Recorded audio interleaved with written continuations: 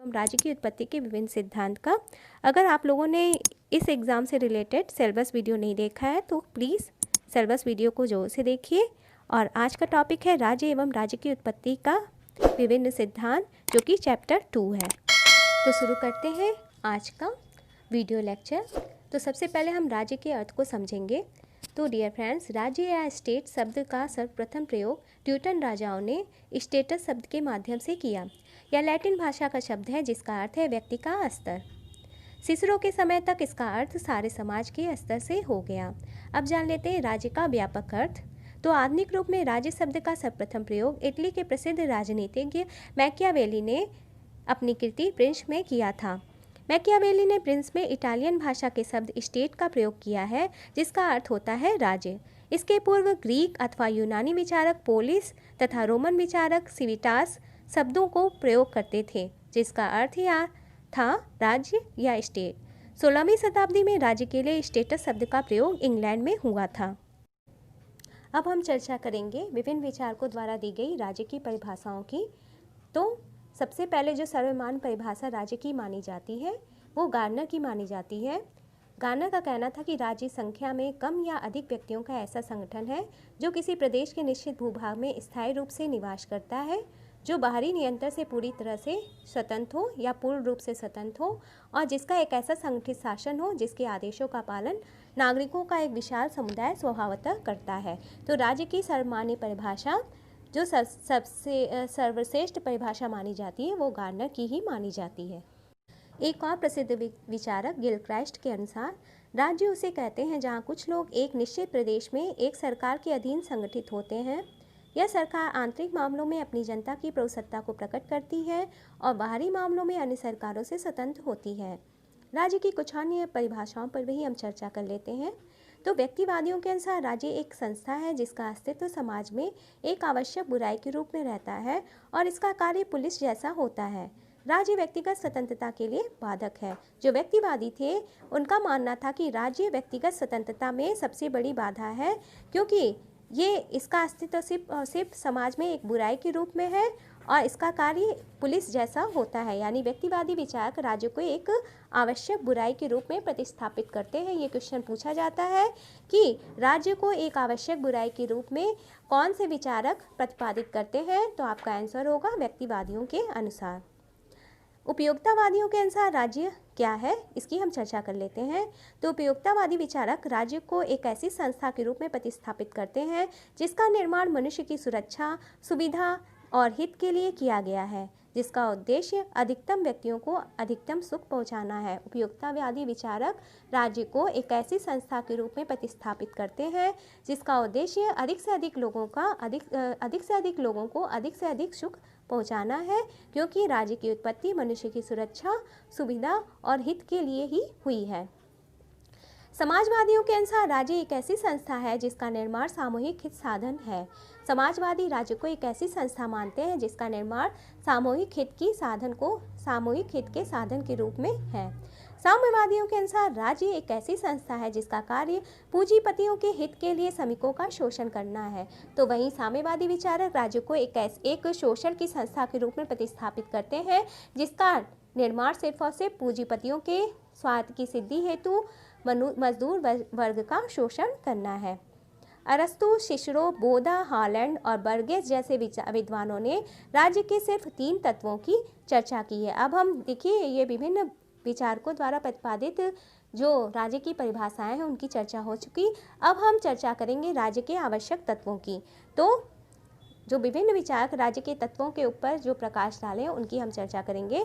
तो अरस्तु, सिसरो, बोधा, Holland, Burgess जैसे विद्वानों ने राज्य के सिर्फ 3 तत्वों यानी जनसंख्या, भूमि तथा सरकार का उल्लेख किया है।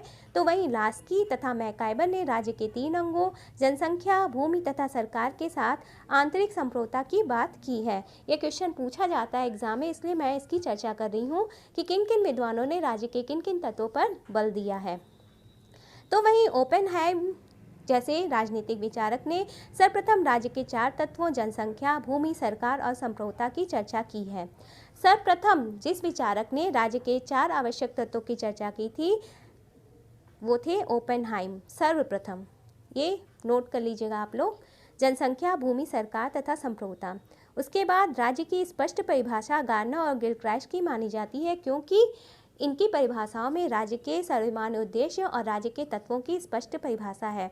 देखिए, कहने को तो लोग कहते ये कहा जाता है कि गार्नर ने ही सर्वप्रथम ये प्रतिपादित किया था कि राज्य के 4 आवश्यक तत्व हैं: जनसंख्या, निश्चित भूभाग, संप्रभुता और ये सरकार।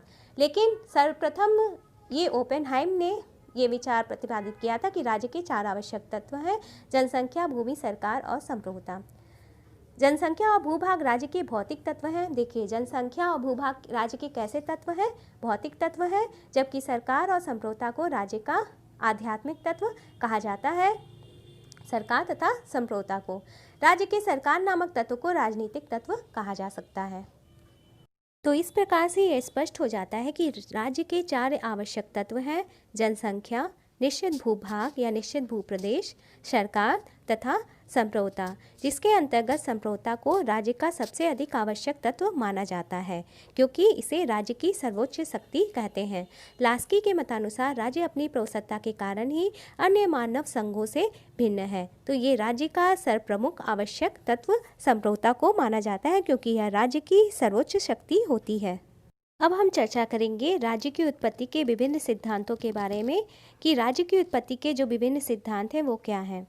तो राज्य की उत्पत्ति के विभिन्न सिद्धांत, वास्तव में आज तक यह प्रमाणित नहीं हो पाया है कि राज्य की उत्पत्ति किस प्रकार से हुई है। इसके साथ ही राजनीति शास्त्र के विद्वान भी इस संबंध में एक मत नहीं है। राज्य की उत्पत्ति के संबंध में समय समय पर सिद्धांत प्रतिपादित किए गए, किंतु सर्वाधिक मान्यता राज्य की उत्पत्ति के ऐतिहासिक तथा विकासवादी सिद्धांत को प्राप्त है। यानी राज्य की उत्पत्ति के विकासवादी सिद्धांत या राज्य की उत्पत्ति के ऐतिहासिक तथा विकासवादी सिद्धांत को सर्वाधिक मान्यता प्राप्त है कि राज्य की उत्पत्ति इसी प्रकार से हुई है। तो अब हम चर्चा करेंगे राज्य की उत्पत्ति के विभिन्न सिद्धांतों की। तो राज्य की उत्पत्ति का जो प्रथम सिद्धांत हम जिसके बारे में चर्चा करेंगे वह है दैवीय उत्पत्ति का सिद्धांत। राज्य की उत्पत्ति के संबंध में यह सर्वाधिक प्राचीन सिद्धांत कहा जाता है, जिसके अनुसार यह धारणा विकसित हुई कि राज्य ईश्वर द्वारा स्थापित एक दैवीय संस्था है तथा राजा ईश्वर का प्रतिनिधि होने के कारण केवल ईश्वर के प्रति ही उत्तरदायी है। प्रजा का कर्तव्य अथवा धर्म है कि राजा की आज्ञाओं का हृदय से पालन करे और उसका विरोध न करे। इस सिद्धांत के समर्थक हैं मनु, जेम्स प्रथम, हीगल तथा होमर।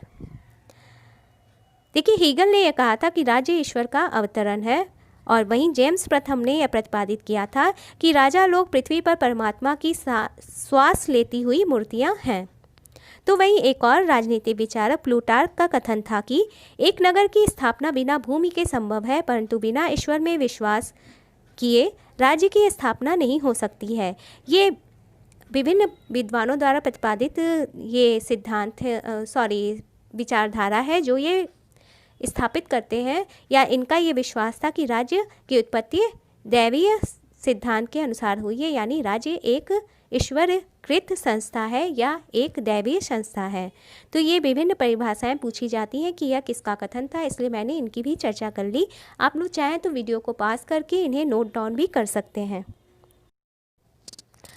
शक्ति का सिद्धांत, अब हम चर्चा करेंगे शक्ति के सिद्धांत के में क्या प्रतिपादित किया गया है। शक्तिशाली व्यक्तियों ने दुर्बलों को पराजित कर इन पर शासन करना आरंभ कर दिया और इस प्रकार राज्य की उत्पत्ति हुई। इस मत के प्रमुख प्रतिपादक ओपेनहाइमर को माना जाता है। उनका कहना था कि राज्य एक वर्गीय संस्था है जिसका जन्म युद्धों के कारण हुआ है। तो वहीं एक और प्रमुख राजनीतिक विचारक माओ त्से तुंग का कहना था कि शक्ति बंदूक की नली से निकलती है। इसकी आलोचना भी की गई कि यह कहकर कि शक्ति केवल डाकुओं के गिरोह का संगठन कर सकती है, राज्य का नहीं। तो इस शक्ति सिद्धांत की आलोचना करते हुए बोधा ने कहा था कि शक्ति केवल डाकुओं के गिरोह का संगठन कर सकती है, राज्य का नहीं। तो वहीं ऑगस्टाइन ने इसकी आलोचना यह कर की कि जिन राज्यों में न्याय नहीं होता वह डाकुओं का समूह है। तो ऑगस्टाइन ने शक्ति सिद्धांत की आलोचना यह कर की कि जिन राज्यों में न्याय नहीं होता है वह डाकुओं का एक समूह मात्र है। राज्य की उत्पत्ति का पितृसत्तात्मक सिद्धांत, तो पितृसत्तात्मक सिद्धांत के अनुसार इस सिद्धांत के समर्थकों का मत है कि राज्य परिवार का ही विकास क्रम है। परिवार का पिता मुखिया होता था, परिवार से कुल, कुल से ग्राम और ग्राम से राज्य का निर्माण हुआ। इस सिद्धांत के समर्थकों में सन हेनरी मैन और लीकाक आदि का नाम आता है। तो ये पॉइंट भी आप लोग नोट डाउन कर लीजिएगा वीडियो को रोककर। मातृसत्तात्मक सिद्धांत के अनुसार अब हम चर्चा करेंगे राज्य की उत्पत्ति की मातृसत्तात्मक सिद्धांत के बारे में। इस सिद्धांत के समर्थक मानते हैं कि आदिकाल में परिवार मातृसत्तात्मक था, पितृसत्तात्मक नहीं। परिवार के विकास से ही राज्य की उत्पत्ति हुई। इसके समर्थन में जैक्स, मॉर्गन, मैकलेनन आदि का नाम प्रमुख रूप से आता है। सामाजिक समझौता का सिद्धांत। इस सिद्धांत ने 17वीं और 18वीं शताब्दी में अत्यधिक लोकप्रियता प्राप्त की तथा उस काल के राजनीतिक विचारकों को काफ़ी प्रभावित किया। इस सिद्धांत के अनुसार राज्य एक मानवीय संस्था है जिसका निर्माण प्राकृतिक अवस्था में रहने वाले व्यक्तियों ने पारस्परिक समझौते के आधार पर किया। प्राकृतिक अवस्था में रहने वाले मनुष्यों को जब प्राकृतिक अवस्था कष्टदायक प्रतीत होने लगी तो उन्होंने एक समझौते के द्वारा राजनीतिक समाज की स्थापना की, जिससे राज्य का उद्भव हुआ। यह राज्य के दैवीय सिद्धांत को खंडित कर सामाजिक समझौते के सिद्धांत को स्थापित करता है और इसके प्रमुख प्रतिपादक हैं हॉब्स, लॉक तथा रूसो। अगर आपको ये वीडियो पसंद आ रहा है तो इसे जल्दी से जल्दी लाइक कर दीजिए और इसे अधिक से अधिक नीडफुल फ्रेंड्स में, स्टूडेंट्स में शेयर कर दीजिए। एक स्टूडेंट अगर अपने 10 मित्रों को ये वीडियो लेक्चर शेयर करें तो इस तरह से आप लोग अधिक से अधिक वीडियो लेक्चर्स को अधिक से अधिक स्टूडेंट्स तक, नीडफुल स्टूडेंट्स तक पहुंचा सकते हैं। तो मेरे इस प्रयत्न में अपना सहयोग भी प्रदान करिए। लाइक शेयर करने में कंजूसी मत करिए। अब हम चर्चा करेंगे राज्य की उत्पत्ति के सर्वप्रमुख सिद्धांत, ऐतिहासिक तथा विकासवादी सिद्धांत के बारे में। तो इस सिद्धांत के मानने वालों के अनुसार राज्य की उत्पत्ति के संबंध में तमाम काल्पनिक सिद्धांतों को अस्वीकार करते हुए आधुनिक विद्वानों ने विकासात्मक या ऐतिहासिक सिद्धांत प्रतिपादित किए। इस सिद्धांत के अनुसार राज्य एक ऐतिहासिक उपज है जो विकासात्मक प्रक्रिया के परिणाम स्वरूप उत्पन्न हुई और इसका विकास क्रमिक रूप से हुआ है। तो इस मत के जो प्रमुख प्रतिपादक हैं गार्नर, उनका कहना था कि राज्य न तो ईश्वर की सृष्टि है, न ही उच्च कोटि के शारीरिक बल का परिणाम है, न ही किसी प्रस्ताव या समझौते की कृति है और न ही परिवार का विस्तृत रूप है। राज्य न कोई आविष्कार की हुई वस्तु है और न ही कोई बनावटी संस्था है। एक अन्य विचारक मैकाइवर के अनुसार रक्त संबंध से समाज और समाज से राज्य की उत्पत्ति हुई। तो इस तरह से हम कह सकते हैं कि वस्तुतः राज्य की उत्पत्ति और विकास में एक तत्व ने नहीं वरन अनेक तत्वों ने काम किया, जिसमें प्रमुख तत्व निम्नलिखित हैं: रक्त संबंध, जीवन रक्षा, धर्म, रीति रिवाज, आर्थिक सहयोग, राजनीतिक चेतना, युद्ध और मनुष्य जो कि एक सामाजिक प्राणी है। अब हम चर्चा कर लेंगे राज्य के विकास के क्रम की। तो सबसे पहले कबीलाई राज्य का निर्माण हुआ, उसके बाद प्राच्य राज्य का, उसके उपरांत यूनानी राज्य आया, उसके उपरांत रोमन साम्राज्य, उसके उपरांत सामंती राज्य और जो वर्तमान समय में राज्य है उसे आधुनिक राज्य की संज्ञा दी जा सकती है। ये भी मोस्ट इम्पॉर्टेंट फैक्ट है जो कि विभिन्न परीक्षाओं में पूछा जाता है। तो इस क्रम बैठाने को दिया जा सकता है, तो आपको क्रम बैठाना होगा। तो इसका क्रम इसी प्रकार से है, तो इसे चाहें तो आप लोग वीडियो को पॉज करके नोट डाउन कर लीजिए। अब हम चर्चा कर लेते हैं राज्य की उत्पत्ति के मार्क्सवादी सिद्धांत के बारे में। तो राज्य की उत्पत्ति का मार्क्सवादी सिद्धांत वर्ग संघर्ष की अवधारणा पर केंद्रित है। इस सिद्धांत के अनुसार आदिम युग में राज्य जैसी कोई संस्था नहीं थी, क्योंकि उस समय वर्गों का अभाव था। किंतु यह स्थिति बहुत दिनों तक नहीं रही। संपत्ति के आविर्भाव और उस पर वर्चस्व की लड़ाई से समाज 2 वर्गों में विभाजित हो गया। प्रथम वर्ग जिनके पास उत्पादन के साधन थे तथा दूसरा वर्ग जिनके पास श्रम था। साधन संपन्न वर्ग को शोषण को बनाए रखने के लिए किसी सत्ता की आवश्यकता थी और यह सत्ता थी राज्य। इस विचार के प्रमुख समर्थक हैं मार्क्स, एंजेल्स, लेनिन, स्टालिन आदि। अब हम इस टॉपिक से रिलेटेड अत्यंत महत्वपूर्ण क्वेश्चन आंसर की चर्चा कर लेंगे, जिनका फॉर्मेट होगा 1 लाइनर। क्योंकि हमारे पास समय बहुत कम है, जून में आपका एग्ज़ाम होने वाला है, हमें जल्दी से जल्दी कोर्स भी कंप्लीट करना है। तो जो भी क्वेश्चन आंसर की चर्चा हम करेंगे वो 1 लाइनर फॉर्मेट में होगा। क्योंकि अगर मैं एक एक क्वेश्चन के 4 ऑप्शन दूंगी तो उसे टाइप करने में भी काफ़ी टाइम लगेगा और इस तरह से ये वीडियो और भी ज़्यादा लंबा बन जाएगा। तो कम समय में अगर हमें स्मार्ट स्टडी करना है, कम समय में अगर हमें पूरे सिलेबस को कवर करना है, तो हम संबंधित टॉपिक का एक सूक्ष्म अध्ययन करेंगे और फिर उससे संबंधित क्वेश्चन आंसर को वन लाइनर फॉर्मेट में देखेंगे। क्योंकि स्मार्ट स्टडी करिए, हार्ड स्टडी करेंगे तो आपका सिलेबस भी कवर नहीं हो पाएगा और आपकी तैयारी भी नहीं हो पाएगी। अगर आपको एक बार में ये क्वेश्चन आंसर याद नहीं हो रहे हैं तो आप इन वीडियो को 2-3 बार देखेंगे तो आपको ये क्वेश्चन आंसर एकदम रट जाएंगे ज़बान पर। और इसके पहले मैंने जो इस चैप्टर से रिलेटेड ओवरव्यू दिया है वो आप लोग सीरियसली देख लेंगे, ध्यान से देख लेंगे तो आपको ये क्वेश्चन आंसर समझने में आसानी होगी, क्योंकि ये जो सिद्धांत हैं उन्हें समझना आपके लिए मोस्ट इम्पॉर्टेंट है। तो चलिए शुरू करते हैं। इस टॉपिक से रिलेटेड जो पहला क्वेश्चन है वह यह है कि क्या सरकार राज्य का एक तत्व है? ये कथन सही है या गलत? तो ये कथन बिल्कुल सही है। दूसरा क्वेश्चन है कि कौन सा वक्तव्य सही है? तो समुदाय प्रायः अस्थायी होते हैं। समुदायों का अस्तित्व जो होता है वो उन विशेष परिस्थिति पर डिपेंड करता है। जब उन समुदाय जो होते हैं कुछ विशेष उद्देश्य की पूर्ति हेतु गठित होते हैं, जब उन उद्देश्यों की पूर्ति हो जाती है तो उनका अस्तित्व समाप्त हो जाता है। तो इसलिए समुदाय प्रायः अस्थायी होते हैं, ऐसा माना जा सकता है। अब देखिए सुमेलित करने वाला क्वेश्चन है, तो मैं सुमेलित करके ही आपको सामने इनको बताऊंगी। तो C.H. टाइटस के अनुसार जो राज्य को C.H. टाइटस ने राज्य की 145 अलग अलग परिभाषाएं एकत्रित की थी। आमंड के अनुसार राज्य की बजाय राजनीतिक व्यवस्था शब्द का प्रयोग अच्छा होता है। आमंड का कहना था कि राज्य के बजाय राजनीतिक व्यवस्था शब्द का प्रयोग किया जाना चाहिए। मैकाइवर क्या कहते थे? मैकाइवर के अनुसार राज्य कानून का शिशु तथा संरक्षक दोनों ही है। तो वहीं एंजल्स के अनुसार आधुनिक राज्य मूलतः एक पूंजीवादी मशीन है। चौथा क्वेश्चन है, नगर राज्य किसके चिंतन के आधार थे? तो नगर राज्य प्लेटो तथा अरस्तु के चिंतन के आधार थे। पांचवा क्वेश्चन है, यूनानी नगर राज्यों में मुख्यतः 2 वर्ग थे। तो वे 2 वर्ग कौन थे? स्वामी तथा दास। छठा क्वेश्चन है कि आप किसे राज्य की संज्ञा नहीं दे सकते हैं? तो ऑप्शन दे दिया रहेगा, उसमें राज्य की संज्ञा मतलब मिजोरम दे देगा या सिक्किम दे देगा या पंजाब दे देगा और एक देश का नाम दे देगा। तो जो देश होगा उसे आप राज्य की संज्ञा नहीं कहेंगे। तो ये क्वेश्चन एक तरह से आप कह सकते हैं फैक्ट पे आधारित है, क्योंकि मिजोरम, सिक्किम तथा पंजाब राज्य हैं। तो वहीं अगर नेपाल या पाकिस्तान दिया रहेगा तो वो एक देश है। सातवां क्वेश्चन है कि एक व्यक्ति एक समय में कितने राज्य का नागरिक हो सकता है? तो एक व्यक्ति एक समय में एक ही राज्य का नागरिक हो सकता है। 9वां क्वेश्चन है, राज्य के लिए पालिस शब्द का प्रयोग करने वाले दार्शनिक थे कौन? यूनानी। 10वां क्वेश्चन है, राज्य कानून बनाने वाली संस्था है, इस दृष्टिकोण के समर्थक हैं बिलोवी तथा विल्सन। 11वां क्वेश्चन है, लोकतंत्र की सफलता के लिए छोटे राज्यों का समर्थन किसने किया? तो इसका छोटे राज्यों का समर्थन लोकतंत्र की सफलता के लिए किया था रूसो ने।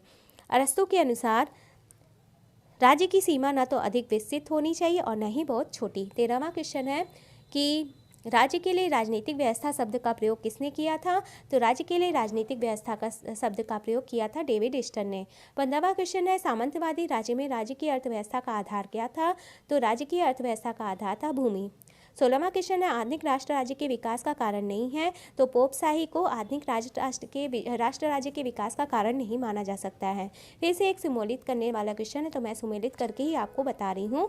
तो विलोबी के अनुसार राज्य की परिभाषा कानूनी दृष्टिकोण के आधार पर, विलोबी ने जो राज्य की परिभाषा दी थी उसका आधार था कानूनी।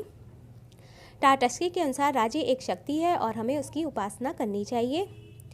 लॉक के अनुसार राज्य की उत्पत्ति सामाजिक समझौते से हुई है, और तो वहीं बोसांके का कहना था कि राज्य एक नैतिक विचार का मूर्त रूप है। 18वां क्वेश्चन है कि भारतीय राज्य का एक प्रमुख लक्षण है। तो भारतीय राज्य का एक प्रमुख लक्षण है पंथ निरपेक्षता।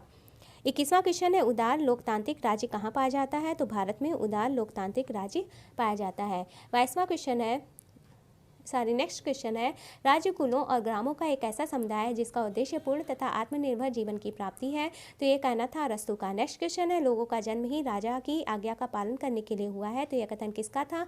यह कथन था ग्रीन का। नेक्स्ट क्वेश्चन है, आधुनिक प्रतिनिधियात्मक राज्य पूंजीपतियों द्वारा मजदूर वर्ग के शोषण का अंत है। यह कथन किसका था? तो यह कथन था एंजल्स का। नेक्स्ट क्वेश्चन है, राज्य कानूनों का स्रोत नहीं बल्कि स्वयं कानून है। यह कहना था केल्सन का। नेक्स्ट क्वेश्चन है, वह कौन सा लेखक है जिसने राज्य की अलग अलग 145 परिभाषाएं एकत्रित की? है मोस्ट इंपॉर्टेंट क्वेश्चन है। तो आप लोग जितने भी क्वेश्चन मैं डिस्कस कर रही हूँ इस वीडियो में, आप लोग ध्यान से सुनिएगा। अगर ये क्वेश्चन आपको एक बार में नहीं याद हो रहे हैं तो इन वीडियो को आप 2-3 बार रिपीट करके देख लीजिए, आपको ये क्वेश्चन एकदम मुँह जबानी याद हो जाएंगे। तो C.H. टाइटस ने राज्य की अलग अलग 145 परिभाषाएँ एकत्रित की थी। नेक्स्ट क्वेश्चन है, राज्य शब्द का अंग्रेजी रूपांतर स्टेट है, जो स्टेटस शब्द से निकला है, जिसे किस भाषा से उत्पन्न माना जाता है? तो यह लैटिन भाषा का शब्द है स्टेटस, जिससे कि स्टेट शब्द की उत्पत्ति हुई और स्टेट का हिंदी रूपांतर है राज्य। आधुनिक युग में सर्वप्रथम राज्य शब्द का प्रयोग करने वाले थे। तो आधुनिक युग में सर्वप्रथम राज्य शब्द का प्रयोग करने वाले थे मैकियावेली, जिसके बारे में मैंने आपको वीडियो के प्रारंभ में ही बताया है। नेक्स्ट क्वेश्चन, राज्य की आधारभूत विशेषता संप्रभुता का उल्लेख करने वाले बोधा की कृति है। तो बोधा की कृति रिपब्लिक है, जिसमें उन्होंने राज्य की आधारभूत विशेषता बतलाया था संप्रभुता को। नेक्स्ट क्वेश्चन है, वह कौन सा विद्वान है जो यह कहता है कि राज्य के बजाय हम राजनीतिक व्यवस्था शब्द का उपयोग अच्छा समझते हैं? तो ऐसा कहना था आमंड का। नेक्स्ट क्वेश्चन है, राज्य कानून का स्रोत नहीं बल्कि स्वयं कानून है। कानून तथा राज्य को अलग अलग समझना ब्रह्मवादी भ्रांति है। किसका कथन था? ये तो ऐसा कहना था केल्सन का। नेक्स्ट क्वेश्चन है, राज्य व्यक्ति का विराट रूप है। यह किसका कथन है? तो यह कथन था प्लेटो का। नेक्स्ट क्वेश्चन है, राज्य उस यंत्र के अलावा और कोई चीज़ नहीं जिसके जरिए एक वर्ग दूसरे वर्ग का दमन करता है। तो यह कहना था एंजल्स का। नेक्स्ट क्वेश्चन है, सामंत युगीन राज्य की विशेषता थी। तो सामंत युगीन राज्य की विशेषता थी राज्य की शक्ति का एक ही शासक में केंद्रित न होना, जमीन का जमींदारों में विभक्त होना, जागीरदारों में विभक्त होना, सामंतों का अपने अधीनस्थ जमींदारों पर कर तथा सैनिक सेवा प्राप्त करने का अधिकार। तो यह सामंत युगीन राज्य की विशेषता थी। नेक्स्ट क्वेश्चन है, सामंतवादी राज्य में भूमि पर किसका अधिकार होता था? तो सामंतवादी राज्य में भूमि पर सामंत तथा जमींदारों का अधिकार होता था। नेक्स्ट क्वेश्चन है, राज्य एक नैतिक व नैसर्गिक समुदाय है। यह कहना था यूनानी विचारकों का। नेक्स्ट क्वेश्चन है, राज्य की उत्पत्ति जीवन की आवश्यकताओं से होती है परंतु उसका अस्तित्व सज्जीवन की सिद्धि के लिए बना रहता है। यह कहना था प्लेटो का। नेक्स्ट क्वेश्चन है, सामंतवाद के विघटन चर्च सत्ता के क्षय तथा सुरक्षा एवं स्वतंत्रता की खोज के परिणाम स्वरूप उदय हुआ राष्ट्र राज्य का। नेक्स्ट क्वेश्चन है, आधुनिक राज्य के ऐतिहासिक विकास का मार्ग एक क्रम से हुआ है। तो कौन सा क्रम सही है? तो पहले आएंगे नगर राज्य, फिर आएंगे रोमन साम्राज्य, फिर आएगा सामंती राज्य और फिर आएगा राष्ट्रीय राज्य। नेक्स्ट क्वेश्चन है, धर्मनिरपेक्ष राज्य वह है जिसका अपना कोई धर्म नहीं होता है। नेक्स्ट क्वेश्चन है, राज्यों के एक उच्च नैतिक संस्था मानने वाले विचारक हैं रूसो, कांट तथा हीगल। और इस सीरीज का लास्ट क्वेश्चन है, राज्य को बनावटी संस्था मानते हैं हाफ्स। तो डियर फ्रेंड्स, तो यहीं पर ये चैप्टर कंप्लीट होता है। आशा करती हूँ आपको इस चैप्टर से रिलेटेड संपूर्ण फैक्ट्स समझ में आ जाएंगे और मैंने जो वन लाइनर फॉर्मेट में क्वेश्चन आंसर डिस्कस किए हैं आप लोग को ये कंठस्थ हो जाएंगे। अगर एक बार में आपको ये क्वेश्चन आंसर याद नहीं हो रहे हैं तो आप इस वीडियो को रिपीट करके भी देख सकते हैं। 2 या 3 बार में आपको ये क्वेश्चन आंसर याद हो जाएंगे। और जो मैंने ये टॉपिक का ओवरव्यू दिया है आप लोग उसे ध्यान से सुनिए तो आपको इस टॉपिक से रिलेटेड संपूर्ण फैक्ट तैयार हो जाएंगे।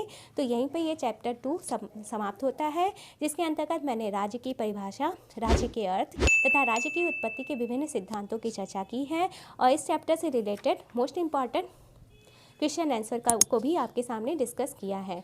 तो अगर आपको वीडियो लेक्चर पसंद आ रहा है तो इन वीडियो को अधिक से अधिक शेयर करिए, बिकॉज शेयरिंग इज़ केयरिंग। अगर आप शेयर करते हैं, एक लोग 10 स्टूडेंट को शेयर करते हैं, या शेयर करने के लिए आप व्हाट्सएप ग्रुप, फेसबुक ग्रुप या टेलीग्राम ग्रुप का सहारा ले सकते हैं।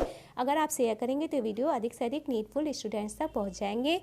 इस वीडियो के नेक्स्ट चैप्टर के साथ मैं आपके सामने फिर से प्रस्तुत होंगी। तब तक के लिए बाय, टेक केयर।